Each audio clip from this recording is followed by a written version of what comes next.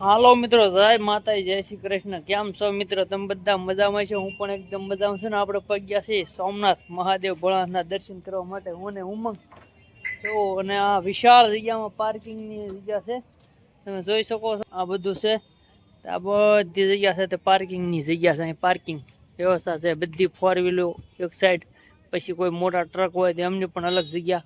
આ બધી પાર્કિંગ જગ્યા છે, તમે જો ઠેઠ સુધી નજર નાખો જ્યાં એકલી ગાડીઓ પડી છે. બધી પાર્કિંગ જગ્યા અને પાર્કિંગનો ટેક્સ ભરવો પડે છે. તો એ તમને ટેક્સ છે, ટોલ ટેક્સ છે, એ પણ બતાવું. અમારું ઉમંગ જો ગાડી પેક કરીને નીકળી ગયો. કેમ ઉમંગ, કઈ બાજુ આવ્યા આપણે? સોમનાથ. હા, સોમનાથ આવી ગયા છે. હા, કેમેરા તો જ ને. હાલો, સોમનાથ આવી ગયા આપણે. અહીંયા મિત્રો જો આ છે ટોલ ટેક્સ છે ને, પાર્કિંગનું છે ટોલ ટેક્સ. અમુક એમ થાય કે અહીંયા ટોલ ટેક્સ કેમ છે, પણ આ ટોલ ટેક્સ છે તે પાર્કિંગનું છે. અને અહીંયાથી બધી જે ગાડીઓ નીકળે ને એમાં બધા 50-50 રૂપિયા કપાતા જાય ઓટોમેટિક, કાંઈ ઉપાધિ રહે નહીં. અને બધાને પાર્કિંગની ફૂલ સુવિધા. અહીંયા ગાડી પડી રહે. હા સાહેબ,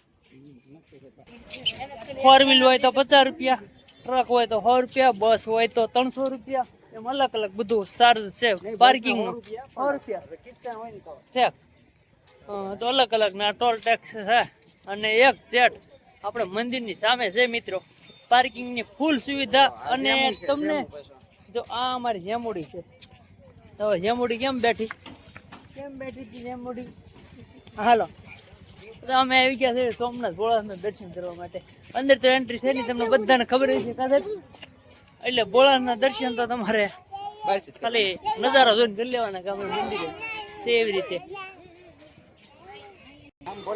અહીંયા છે તે પોલીસ ચોકી છે, જેથી કરીને કોઈ તકલીફ ન પડે. જો પોલીસ ફૂલ સુરક્ષા એટલે બંદોબસ્તમાં હોય કા સાહેબ. અને આ છે તે મેન રોડ છે. હા, અને સોમનાથ એટલે 12 જ્યોતિર્લિંગ. જય ભોળાનાથ, હર હર મહાદેવ. આ છે તે બધું અહીંયા વસ્તુ બજાર છે ઊભી, મેન બજાર. કા બધી વસ્તુઓ મળી રહી છે. આ બાજુ ને આ બાજુ ઓલો ઘોડો ને શિવાજીનો છે. અહીંયા જો મિત્રો છે ને તે ઘોડો છે ને તે અમીરજી ગોહિલનો છે ને. હવે આપણે એન્ટ્રી છે અંદર જવાની. તો અહીંયા બધા જો આરતીના સમયે ફૂલ ચડાવવા જોવાથી બધા ફૂલ ચડાવે છે ને, આપણે આરતી કરીશું બરોબર. તો આ બધા પરિષદ દે છે અને આપણે અંદર જઈ રહ્યા છીએ ગેટમાં અંદર. તો અહીંયા તો જો સરસ મજાની જગ્યા બને, વિશાળ જગ્યા બની ગઈ છે સાહેબ. અને અહીંયા જો કબૂતર ને બધા શણ નાખે છે, કબૂતરા શણે છે. અને અહીંયા આપણે જે હોય તે વસ્તુ બધી જમા કરાવી દો. અંદર ફોન એન્ટ્રી નથી ભાઈ, ફોન એન્ટ્રી જ નહીં, પણ ખિસ્સામાં રૂપિયો નહીં, સાવી નહીં, કોઈ વસ્તુ નહીં, બધી અહીંયા જમા કરાવી દેવાનું રહેશે. તો હાલો આપણે અંદર જઈ ભોળાનાથના દર્શન કરવા માટે. અને સામે બતાય તે દરિયો છે, જોરદાર દરિયો છે. અને અત્યારે પબ્લિક તો મીડિયમ છે બહુ સાહેબ, કઈક ખાસ તો નથી પબ્લિક, પણ આ તો ઓલું હોય ને ભાઈ, હરાદમાં કોણ હોય? હા, એમ હરાદ ચાલે કે નહીં, એટલે મીડિયમ પબ્લિક છે. પણ આ તો ભાઈ કારણ કે ધામ મોટું રહ્યું એટલે તો માનવ મેળવણ હોય તો ખરું જ તે.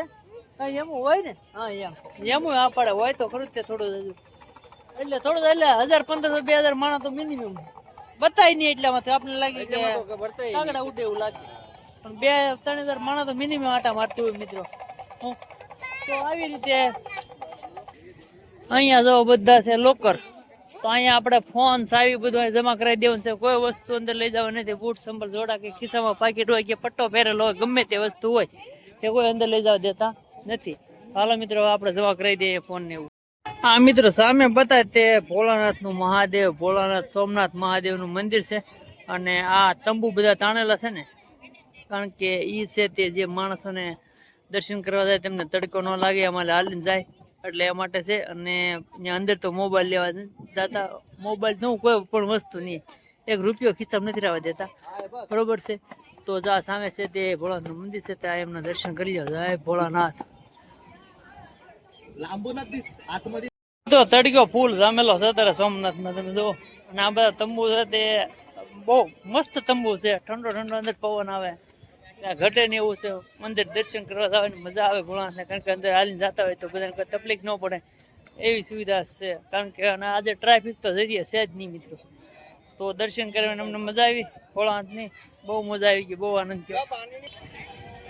હા, મેદાન ખાલી પડ્યું એમ કહેવાય ને બધું. જોવો તમે પબ્લિક છે નથી એમની, પણ અત્યારે તડકાના હિસાબે બધા બેઠા છે શાંતિથી ને બધા જો હરીફરી રહ્યા છે, પણ તડકો વધુ છે એના હિસાબે શાંતિથી બધા બેઠા છે. ને અહીંયા જો તમે તો આ બધા સુરવીરોની ખાંભીઓ છે.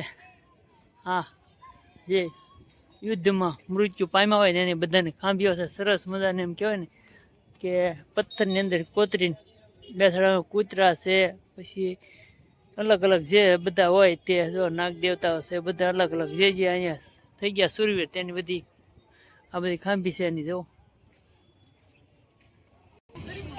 આ છે તે ઘોડો છે તે વીર હમીરજી ગોહિલ એમનો છે જો ટેટુ મેકવામાં આવ્યું, સ્ટેટુ. અને અહીંયા જો શંખ મળે છે બધા. અને આ છે તે લક્ષ્મીનારાયણ મંદિર છે જો, આ પણ સરસ મજાનું મંદિર છે. અહીંયા લક્ષ્મીજીની મૂર્તિ છે અંદર, અને બુટ ચપ્પલ બહાર કાઢવા છે. લક્ષ્મીનારાયણનું મંદિર છે.